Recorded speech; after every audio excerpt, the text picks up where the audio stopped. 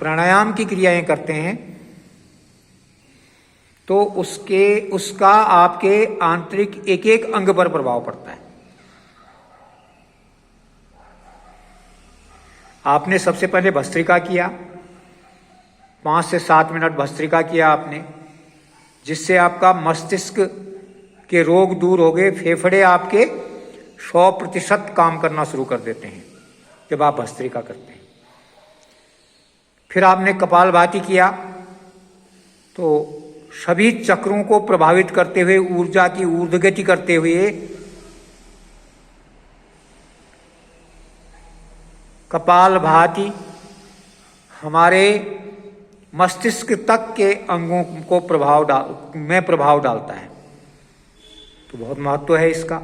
उदर संबंधी रोग भी दूर होंगे, किडनी आदि ठीक रहेगी, लीवर भी ठीक रहेगा, फेफड़े भी ठीक रहेंगे, हृदय ठीक रहेगा और मस्तिष्क संबंधी कोई रोग नहीं होगा।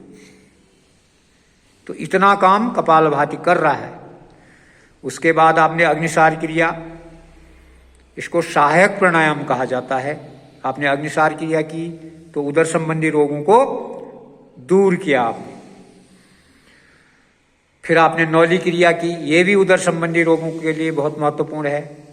और ये जो क्रियाएं आपने कपालभाति से लेकर नौली क्रिया तक किया तो इससे पेनक्रियाज प्रभाव में आएगा। जो आजकल डायबिटीज हो रही है ना लोगों को, वो डायबिटीज नहीं होगी। जिनको है वो नियंत्रित आप कर लेना, जिनको डायबिटीज है देख लेना, 1 महीने में ही डायबिटीज नियंत्रित हो जाएगी अगर ठीक से हम इन क्रियाओं को रोज करेंगे तो।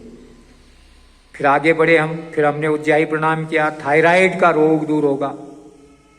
हाइपो और हाइपर दोनों थायराइड के रोगों को दूर करने में सहायक हमारा उज्जाई प्राणायाम। खर्राटे आते हैं वो दूर होंगे, आर्टरी ब्लॉक हो जाती है वो खुल जाएगी। उसके बाद हमने चंद्रभेदी प्राणायाम किया, जिनका हाइपरटेंशन रहता है, हृदय रोग रहता है, उनके लिए चंद्रभेदी प्राणायाम बहुत महत्वपूर्ण है। सूर्यभेदी प्राणायाम किया हमने। सूर्यभेदी प्राणायाम सुस्ती, हमारा आलस्य दूर करने में बहुत महत्व है इसका। और फिर हमने अनुलोम विलोम किया। अनुलोम विलोम करने से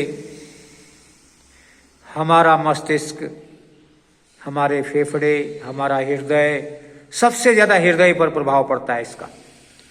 आर्टरी ब्लॉक नहीं होगी, हमारे वाल्व ठीक से काम करेंगे, हृदय हमारा बिल्कुल नॉर्मल रहेगा, ठीक से कार्य करेगा, हम हार्ट अटैक से बच पाएंगे। तो ये अनुलोम विलोम का लाभ था। अब मैं कह रहा था कि भ्रामरी प्राणायाम, उस भ्रामरी को भी श्वासों के साथ करना चाहिए आपको। पूरा श्वास भरते हैं, उसमें कानों को बंद करते हैं और नासिकाओं के मूल से अर्थात गले से, नासिका मूलों से भ्रमर की आवाज करते हुए अंदर ही अंदर आवाज आती है। तो क्या होगा, उससे पूरा मस्तिष्क में वाइब्रेशन होगा। और जब मस्तिष्क में वाइब्रेशन होगा तो मस्तिष्क की नसनाड़ियां खुलेंगी, और जब मस्तिष्क की नसनाड़ियां खुलेंगी तो अनिद्रा का रोग भी दूर होगा और मस्तिष्क संबंधी अन्य रोग दूर होंगे, सिर दर्द, माइग्रेन भी दूर होगा। ये काम आपका भ्रामरी प्राणायाम करता है। अब बता देते हैं आपको उद्गीत प्राणायाम, ओम का उच्चारण जो करते हैं। देखो हमारे शरीर में 5 प्राण हैं, 3 प्राणों को डायरेक्टली इफेक्ट करता है हमारा ओम का उच्चारण, और 2 प्राण, फिर जो बचे हुए 2 प्राण हैं वो इनडायरेक्टली अफेक्टेड हो जाते हैं। कौन से प्राण? उदान प्राण, मुख्य प्राण और समान प्राण, यहां तक प्रभाव पड़ता है। क्योंकि जब हम ओम का उच्चारण करते हैं, होंठ खोलते हुए ओ की ध्वनि आती है, तो उस समय हमारा नाभि क्षेत्र, नाभि से लेकर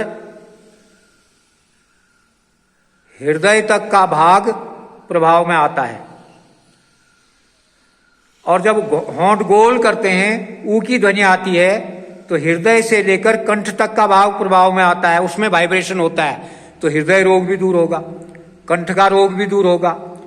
और तीसरे में जब हम म की ध्वनि करते हैं होंठ बंद करके, तो उसका प्रभाव हमारे मस्तिष्क पर पड़ता है, तो मस्तिष्क संबंधी रोग दूर होते हैं। तो उदान प्राण प्रभाव में आ जाता है।